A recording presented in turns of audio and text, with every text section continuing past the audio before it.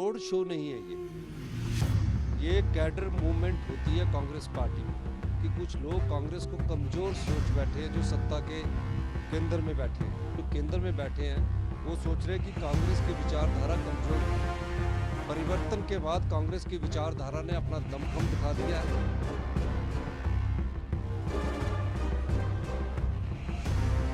हिमाचल में सत्ता तलाश रही कांग्रेस के लिए सबसे बड़ी अगर कोई लड़ाई आज दिखाई दे रही है तो वो है वर्चस्व की लड़ाई। वो वर्चस्व की लड़ाई जो उनके आला नेता वीरभद्र सिंह के चले जाने के बाद आज हिमाचल में खाली हुई दिखाई दे रही है। कांग्रेस के कैंपेन कमेटी के अध्यक्ष बनाए गए सुखविंदर सिंह सुक्खू आज रोड शो के जरिए शिमला पहुंचे हैं। परवाणू से शिमला तक उनका जन सैलाब की तरह एक स्वागत हुआ है। लेकिन ये वही रोड शो का खेल है जो इससे पहले अनुराग ठाकुर कर चुके हैं, जो इससे पहले जगत प्रकाश नड्डा कर चुके हैं, जो इससे पहले प्रतिभा सिंह कर चुके हैं। सुखविंदर सिंह सुक्खू हमारे साथ हैं। पहले तो बहुत बहुत बधाई, आपको एक नई जिम्मेवारी दी गई है। और ये रोड शो का खेल आपको लगता है ताकत का खेल है या आप कांग्रेस के कार्यकर्ताओं में जोश भरने? पहली बात तो आपको कुछ करेक्शन करनी पड़ेगी। कांग्रेस पार्टी में कभी वर्चस्व की लड़ाई नहीं रही। ये आप कह रहे हैं? नहीं, ये आप कह रहे हैं, पत्रकार आप हैं, आप कह रहे हैं। पहली बात तो इसको आप करेक्ट करिए कि जिम्मेवारी मुझे मिली है। इससे पहले जब मुझे जिम्मेवारी नहीं थी तो मैं पार्टी का काम करता था, और जब जिम्मेवारी मिलती है तो उसको उस दायित्व का निभाने का दायित्व मेरा है। जब मुझे प्रदेश अध्यक्ष की जिम्मेवारी मिली थी मैंने वो दायित्व निभाया था। अब मेरा ये प्रचार कमेटी का चेयरमैन जो 40 वर्ष पहले वीरभद्र सिंह जी को मिलता था, पीसीसी प्रेसिडेंट को मिलता, उसमें मुझे जिम्मेवारी मिली है। इसमें ताकत का कोई खेल नहीं है और वर्चस्व का कोई खेल नहीं है, पहली बात। दूसरी बात, रोड शो नहीं है ये कैडर मूवमेंट होती है कांग्रेस पार्टी में। कोई भी अध्यक्ष बनता है, कोई भी जिम्मेवारी उसको मिलती है तो कार्यकर्ताओं के मॉरल बूस्टिंग के लिए, चाहे ऊना में, हमीरपुर में और चाहे शिमला में है। और हम इस चीज़ को दर्शाना चाहते हैं कि कुछ लोग कांग्रेस को कमज़ोर सोच बैठे हैं जो सत्ता के केंद्र में बैठे हैं, और डबल इंजन की सरकार के जो केंद्र में बैठे हैं वो सोच रहे हैं कि कांग्रेस की विचारधारा कमज़ोर हुई है। परिवर्तन के बाद कांग्रेस की विचारधारा ने अपना दमखम दिखा दिया है, और आज परवाणू से लेकर शिमला तक उस दमखम का जलवा आपने भी देखा है। मैं ये कह सकता हूँ कि हिमाचल प्रदेश में प्रत्येक घर में, प्रत्येक गांव के अंतिम छोर में कांग्रेस जन बसता है, और उस कांग्रेस जन को जब ताकत मिल जाती है तो वो नेता बनकर आगे आता है। यही तो हम कह रहे हैं, ये दमखम की आप बात कह रहे हैं, ताकत की आप बात कह रहे हैं। हम भी तो कहा है ये रोड शो जो है ये ताकत का खेल है, चाहे भाजपा कर रही है चाहे कांग्रेस कर रही है। आपने एक बात जरूर कही सुखविंदर जी, इतना लंबा वक्त लग गया आला कमान को फैसला तय करने के लिए। क्या आपकी तरफ से कुछ डिमांड थी या दूसरे चेहरों की तरफ से डिमांड थी कि नई जिम्मेवारियां जो मिलने का ये जो ताकत का खेल था कांग्रेस के भीतर का, क्या ये उसकी वजह थी कि इतनी लेट मिला, और जो मिला है आपको लगता है सब संतुष्ट? देखिए, देर आए दुरुस्त आया ना। अभी विवेकपूर्ण फैसला हुआ ना, प्रूडेंट। लेकिन कुछ लोग तो अभी भी आपके नाराज दिख रहे हैं, कुछ कह रहे हैं कि अगर ऐसा ही चला तो वो पार्टी छोड़कर जा सकते हैं।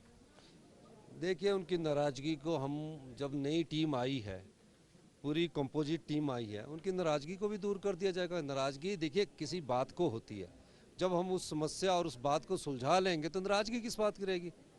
सुखविंदर सिंह सुक्खू मना लेंगे? देखिए, अभी आपने ऊना में देखा नहीं देखा है, हमीरपुर में देखा नहीं देखा, और आज सोलन में हमारा जो रोड शो था पांचों देखे नहीं देखे। हम तो सबको मनाएंगे, जब ग्रुप ही कोई नहीं रह गया है, कांग्रेस ही रह गई है। तो इस बार कहा जा रहा है कि सत्ता का रास्ता हिमाचल का निकलेगा तो ये कांगड़ा जिले से निकलेगा, लेकिन कांगड़ा के भीतर ही सबसे बड़ी नाराजगी कांग्रेस के चेहरों की दिखाई। अभी हम कांगड़ा पर जाएंगे और आपको साथ लेके जाएंगे। जो नाराजगी आपको जाहिर कर रहे हैं ना, उनको भी साथ आपके साथ उठाएंगे और वो कांग्रेस का ही गीत गाएंगे। अच्छा, एक सवाल आपके साथ, सिर्फ ये जो ताकत दिखाने का खेल की हमने बात कही थी, आप उससे भले ही इनकार कर रहे हो। सुखविंदर सिंह सुक्खू एक ऐसा चेहरा, किस तरह का चेहरा आप मानते हैं, और ये जो ताकत आपको मिली है राजनीति की, आपकी शुरुआत से लेकर अब तक का आपका जो सफ़र है, उसमें आपको क्या लगा? आज आप बात कह रहे थे, कुछ चेहरों के आपने नाम लिए, वीरभद्र जी का नाम भी लिया, विप्लव जी का नाम भी लिया, आपने तमाम उन नेताओं का नाम दिया, विद्या स्टोक्स का नाम लिया, आखिर सुखविंदर सिंह सुक्खू चाहते क्या हैं इन सब का नाम? मैं कुछ नहीं चाहता। मुझे तो इतनी खुशी है कि एक मैं साधारण परिवार से उठकर जब राजनीति की सीढ़ियां चढ़ रहा था, चाहे छात्र जीवन था, फिर छात्र जीवन में मुझे राष्ट्रीय प्रदेशाध्यक्ष बनाया गया।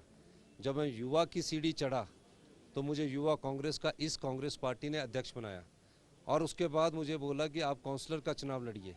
शिमला कॉलेज का मैं प्रेसिडेंट रहा हूँ, 11 चुनाव में लड़ चुका हूँ। पार्टी ने फिर मुझे प्रदेश चुनाव हारने के बाद 15 दिन के भीतर 25 फरवरी 2012 को 25 दिसंबर 2012 को पूर्व मुख्यमंत्री ने वीरभद्र सिंह जी ने शपथ ली, और 2 जनवरी 2013 को मुझे प्रदेश कांग्रेस कमेटी का 7 दिन में अध्यक्ष बना दिया, और हिमाचल प्रदेश का आज़ादी के बाद का सबसे लंबा अध्यक्ष बनाया। ये बात उसको सुनिए, उसके बाद प्रदेश अखिल भारतीय कांग्रेस कमेटी ने समझा कि पार्टी के हर स्तर पर जिसने सेवा की है उसको क्यों ना इस बार एक कमान दी जाए, जो पिछले 40 वर्ष से हमारे कांग्रेस पार्टी के वरिष्ठ नेता श्री वीरभद्र सिंह जी के पास थी।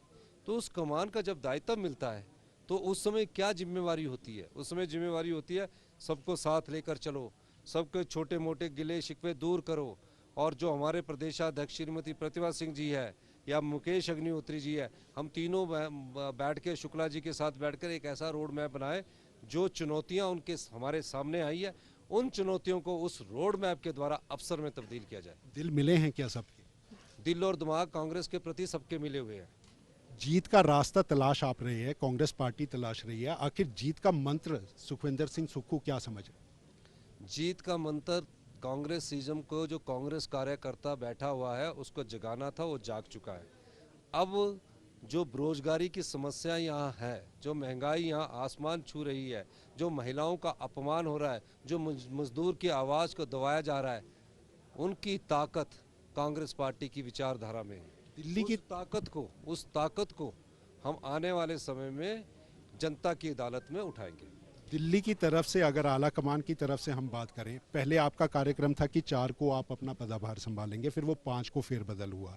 आखिर ये बदलाव करने के पीछे क्या दिल्ली का हाथ लोग जो बार बार बात कर रहे हैं वो समझा जाए, या आपको लगता है कि कांग्रेस मिलकर चलने का एक संदेश जो देने की कोशिश कर रही है वो इससे साफ होगा? आखिर ये पीछे पर्दे के पीछे की बात क्या है? नहीं, वो गलत बात थी, उसमें चाहे हाईकमांड बोल रहा था, गलत बात थी, क्योंकि प्रदेशाध्यक्ष ने मुझे भी ख्याल नहीं रहा कि जिन्होंने सोशल मीडिया में डाला, और सोशल मीडिया में डाला, प्रदेशाध्यक्ष ने पदभार संभाला नहीं है और चेयरमैन कैंपेन पे कमेटी का आगे पहले बैठ जाएगा, गलत बात थी। और हाईकमांड ने बोला कि गलत बात है, मुझे भी गलती लगी, मैंने स्वीकार कर लिया, इसमें क्या फ़र्क पड़ा? इसका कुछ फर्क पड़ेगा या आपको लगता है नुकसान इस बात का कुछ हो सकता है? कोई गलत क्योंकि गलती हमारी है तो हमारे को काहे का नुकसान होना? हम अपनी गलती मान रहे हैं तो इसमें काहे का नुकसान है?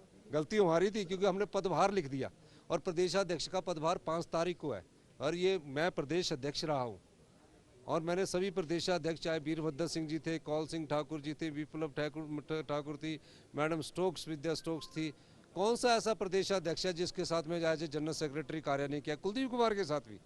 तो सभी जनरल सेक्रेटरी के साथ मैं कार्य करता हूं, और मुझे ये पता होना चाहिए कि प्रोटोकॉल में क्या बैठता है। और मैं कैंपेन कमेटी का चेयरमैन प्रदेश अध्यक्ष के ऑफिस में जाकर अगर मैं प्रदेश अध्यक्ष की मर्जी की मतलब उनकी पदभार ग्रहण समारोह रोज से पहले बैठता हूँ तो गलत बात है। तो गलत बात मैंने को भी पता लगी और हमने उसको स्वीकार कर लिया, ठीक कर दिया। क्या कांग्रेस में मुख्यमंत्री के चेहरे की लड़ाई है? देखिए, कांग्रेस पार्टी ने फैसला किया है, हमारे से विस्तृत चर्चा हुई, मैं बड़ा बेबाक तरीके से स्पष्ट तरीके से बोलता हूँ। मैंने आपको बता दिया कि कैसे प्रदेश कांग्रेस कमेटी का चयन हुआ, और मैं आपको एक चीज़ और भी बता देता हूँ। किस तरह से वो आपने कार्यकर्ताओं एमएलए का इलेक्शन नहीं लड़ेगा, वो प्रदेशाध्यक्षों का एंटोनी कमेटी की रिपोर्ट है, 3 जगह जो प्रदेशाध्यक्ष बने वो एमएलए के चुनाव नहीं लड़ेंगे, उसमें गुजरात भी है और उसमें हरियाणा भी है। यानी उसमें प्रतिभा सिंह भी हैं जो मुख्यमंत्री का? वो तो एमपी है ना, वो क्यों लड़ेगी एमएलए का चुनाव? हमारी अध्यक्षा है वो पार्टी का, उन्होंने बोला कि संगठन का कार्य करेंगे। दूसरी बात, मैं आपको एक बात बताना चाहता हूँ कि मुख्यमंत्री का पार्टी का कोई चेहरा नहीं होगा। मुख्यमंत्री का चेहरा सब हो सकते हैं, क्योंकि जयराम जी बोलते हैं कि कांग्रेस पार्टी में बहुत मुख्यमंत्री के चेहरे बनना चाहते हैं। मैं जयराम ठाकुर जी का भी धन्यवाद करूंगा, मुख्यमंत्री हमारे, कि उन्होंने कांग्रेस पार्टी के योग्यता को पहचाना है, उनकी पार्टी में तो एक दो ही सौ नाम आते हैं, हमारी पार्टी में उन्होंने सबको आशीर्वाद दिया कि कोई भी बन सकता है। और लोकतंत्र में किसी को भी बनने का अधिकार है, और उस पद पर पहले विधायक चुनकर आना पड़ेगा, विधायक के बाद विधायकों की राय ली जाएगी, राय के बाद अखिल भारतीय कांग्रेस कमेटी फैसला करेगी। तो मुख्यमंत्री का आने वाले चुनावों में कोई चेहरा नहीं होगा, और जनता जानती है, हिमाचल की जनता इतनी जागरूक है, वो जानती है कि कौन आगे चुनाव का आगे जो नेतृत्व करेगा वो जनता को पता होता है। एक बात सभी जानते हैं, हम भी इस बात को मानते हैं, बड़े बेबाकी से जवाब देते हैं सुखविंदर सिंह।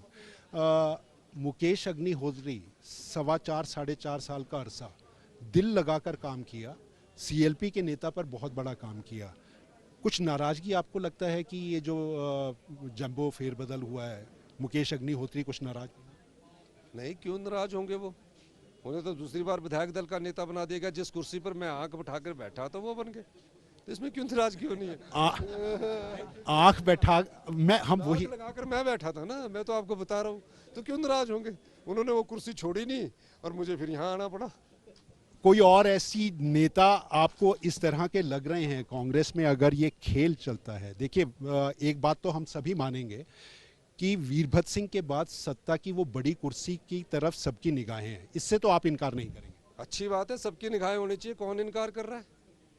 तो इसमें आपको क्या लगता है, क्योंकि लगातार बात आ रही है, कुछ चेहरों की बात आ रही है, तो हमीरपुर लोकसभा सीट जो है वो फोकस में है, लेकिन सिर्फ हमीरपुर लोकसभा सीट को फोकस में रखने के बाद आपने एक बयान दिया था, आपने कहा था कि हिमाचल प्रदेश की राजनीति के अंदर अगर कांग्रेस में भी कोई मुख्यमंत्री का चेहरा होगा तो वो ठाकुर या राजपूत चेहरा होगा। ये ठाकुर और राजपूत चेहरे की आखिर आपको वजह क्या दिखती? मेरा कभी भी इस प्रकार का बयान नहीं आया। अगर मेरा एक इस प्रकार का बयान आप बता दोगे तो मैं ब्राह्मण चेहरा हो सकता है? यार, कोई भी कांग्रेस का विधायक चेहरा हो सकता है, दलित हो सकता है, ब्राह्मण हो सकता है, राजपूत हो सकता है, कोई भी हो सकता है। चेहरा तो सबसे पहले मुख्यमंत्री बनने की एलिजिबिलिटी है कि वो जनता की अदालत में जाए और जनता की अदालत में जाकर वो विधायक बने। फिर विधायकों में वो अपनी राय सब प्रकट करते हैं, फिर विधायकों की राय के बाद उसमें प्रदेशाध्यक्ष का मुख्यमंत्री का चुनाव करने से पहले सभी विधायकों की राय ली जाती है, और सभी विधायकों की राय लेने के बाद श्रीमती सोनिया गांधी जी, श्री राहुल गांधी जी उस पर मोहर लगाते हैं। अगर सोहनलाल जी विधायक बन गए, यानी दिल्ली सोहनलाल जी विधायक सुंदरनगर से बन गए, रायजादा जी विधायक बन गए और लखविंदर राणा जी विधायक बन गए, तो ये सब एलिजिबल हो गए मुख्यमंत्री के चेहरे के लिए। यानी दिल्ली तय नहीं करेगा, यहाँ के विधायक मिलकर ही तय करता है, पर विधायकों की राय के बाद तय करता है। विधायकों की राय को हम क्या समझे, यही तो सबको समझना चाहते हैं, यही जानना चाहते हैं। ये जब परिणाम निकलेगा तो विधायकों की राय मैं आपको सबसे पहले बता दूंगा। विधायक जिसके साथ ज्यादा होंगे वो माने? नहीं, विधायक ज्यादा के अलावा गुड गवर्नमेंट के लिए गुड गवर्नेंस का होना जरूरी है, अच्छे शासन के लिए अच्छे प्रशासन का होना जरूरी है। विधायकों की राय में अगर कोई असमानता पाई जाती है, ऐसा तो है नहीं कि 50% बराबर हो जाता है, तो अब हाई कमांड अपने विवेक का परिचय देता है कि गवर्नेंस करने के लिए हमें किसको नेतृत्व देना, उस राय को आगे लाया जाता है। एक अंतिम सवाल मैं आपसे जरूर करना चाहूँगा, लगातार आपके साथ कभी भी अगर हमने बातचीत की है तो वीरभद्र सिंह के साथ 36 के आंकड़े के साथ सुखविंदर सिंह को जोड़कर देखा जाता रहा है। आज आपने काफ़ी बातें उनको लेकर भी कही, आपने कहा सीखा बहुत कुछ है। वीरभद्र सिंह के साथ क्या आपका सच में 36 का आंकड़ा था या आपने सच में कुछ उनसे? पहले तो आप अपने शब्दों का इस्तेमाल ठीक कीजिए। मेरे शब्द नहीं, आपको कहाँ गलत? नहीं, 36 का आंकड़ा कहाँ होता है? जहाँ आप सब नहीं, देखिए जी, जहाँ दुश्मनी होती है और जहाँ दुश्मनी होती है वहाँ 36 का आंकड़े के लिए लड़ाई लड़ी जाती है। हमारा कभी भी किसी मुद्दे पर लेकर अगर विरोधाभास रहा है तो उसको हमने बैठ के ही समाधान किया है। सीखने की प्रथा मैंने उनसे भी सीखा, विद्या स्टोक्स जी से भी सीखा है, कौल सिंह ठाकुर से भी सीखा। क्यों नहीं सीखूंगा, क्यों नहीं सीखूंगा? वो मेरे प्रदेशाध्यक्ष रहे हैं, विप्लव ठाकुर जी से भी सीखा, अपने कार्यकर्ता से भी सीखा, हर एक से सीख कर ही हम मुझे आज इस सीढ़ी पर पहुंचा हूं। कौन सी ऐसी कांग्रेस पार्टी में ऐसी सीढ़ी है जो मैंने नहीं चढ़ी हो? तो कैसे जाई मुझे? वो इन लोगों की पाठशाला में सीखने के बाद ही मैं आगे बढ़ा हूँ। पाठशाला में क्लास लगती थी या आपको लगता है कि वो डंडे की जो बात होती है आप बहुत अच्छा सवाल किया। पॉलिटिक्स की कहीं किताब से नहीं आती है। पॉलिटिक्स की नॉलेज सिर्फ एक्सपीरियंस से आती है। जो एक्सपीरियंस नेता होते हैं, जब उनके साथ आप कार्य करते हो तो आपको राजनीति के आगे से आगे बढ़ने के गुण पता लग जाते हैं। और पॉलिटिक्स का सबसे बड़ा नॉलेज जो है वो एक्सपीरियंस है। लाइफ में सबसे बड़ी जो नॉलेज है वो एक्सपीरियंस है। बुक पढ़ के आप अकेडमिशियन बन सकते हो। ये सबसे बड़ा एक्सपीरियंस आपको किससे मिला? मुझे वीरभद्र सिंह जी से मिला, मुझे विद्या स्टोक्स जी से मिला, मुझे आनंद शर्मा जी से मिला, सभी से मिला। एक अंतिम सवाल, भाजपा को हराने के लिए मूल मंत्र या भाजपा के ऊपर अगर कोई सवाल खड़ा करने की बात है तो आपको क्या लगता है? एक नेता की बड़ी सोच, या आपको लगता है कि वही रटे रटाए मुद्दे जो हैं वो सत्ता वापसी कांग्रेस को दिला सकती है? एक बात मैं आज स्पष्ट तौर पर कहना चाहता हूँ, अगर मैं प्रचार कमेटी का अध्यक्ष बना हूँ और टिकट वितरण कमेटी का सदस्य बना हूँ तो हम राजनीति से भ्रष्टाचार को दूर करेंगे। किस प्रकार का भ्रष्टाचार है? हम सत्ता परिवर्तन के लिए नहीं आ रहे हैं, हम व्यवस्था परिवर्तन के लिए नहीं आएंगे। हम गरीब के दर्द को राजनीति के तोल मोल के भाव में नहीं देखेंगे, वोट के मोल भाव में नहीं देखेंगे। हम व्यवस्था परिवर्तन करके आएंगे। 40 साल बाद प्रदेश में नया नेतृत्व आ रहा है। मैं दावे के साथ कह सकता हूं, मुख्यमंत्री की बात अलग है, लेकिन दावे के साथ कह सकता हूं कि कांग्रेस पार्टी कार्यकर्ताओं की आवाज़ को, गरीब के दर्द को, किसान की आवाज़ को, महिलाओं के सम्मान को, युवाओं को रोजगार देने की नीति को, मजदूर की आवाज़ को अपने घोषणा पत्र में शामिल करेगी। हम सत्ता परिवर्तन के लिए वोट नहीं मांग रहे, हम व्यवस्था परिवर्तन के लिए वोट मांग रहे हैं। कांग्रेस के नेता आपस में एक दूसरे को हराने का काम नहीं करेंगे, ये माने? वो समय चला गया। अब कांग्रेस के किस नेता ने हराना है? इतना बड़ा कोई नेता नहीं है जो हाथ के चुनाव से को हरा सके और कांग्रेस की विचारधारा को हरा सके। जो होगा वो हराने का काम नहीं करते। भाजपा का एक छोटा सा आरोप है, वो कहते हैं सिर्फ 2 राज्यों के भीतर कांग्रेस रह गई है और अब हिमाचल से भी बाहर करने के बाद कांग्रेस मुक्त जो है हिमाचल प्रदेश की राजनीति ही नहीं देश की राजनीति को बना देंगे। आपको लगता है मंसूबे जो भाजपा के हैं और हिमाचल से सत्ता से बेदखल करने के उनके इरादे सफल होंगे? भाजपा अहम आ गया। भाजपा पार्टी को, कांग्रेस पार्टी एक ऐसी विचारधारक पार्टी है जिसने एक आम आदमी को देश का प्रधानमंत्री बना दिया इस संविधान ने। एक आम आदमी को दिल्ली का मुख्यमंत्री बना दिया इस संविधान ने। साथ लगता पाकिस्तान है जो हमारे साथ आज़ाद हुआ, वहाँ आज तक कोई भी प्रधानमंत्री अपना पूरा समय नहीं पूरा कर सका। और जो आपने कहा कि कांग्रेस पार्टी दो ही राज्यों में बची है, वो तो भाजपा सीधे तौर पर समझ गया, कांग्रेस पार्टी 2 ही राज्यों में बची है। देखिए, लोकतंत्र का स्वस्थ उदाहरण क्या है? 1984 में अटल वाजपेयी जी चुनाव हार गए।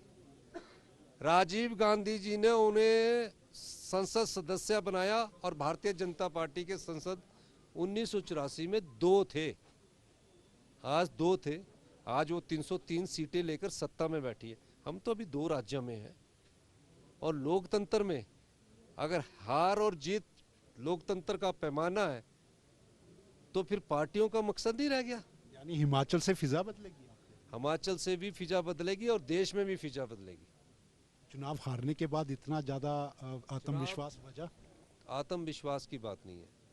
चुनाव में हार जीत होती रहती है, लेकिन जिस विचारधारा की कांग्रेस की विचारधारा के साथ जो कांग्रेस पार्टी जुड़ी है, ये वो विचारधारा है।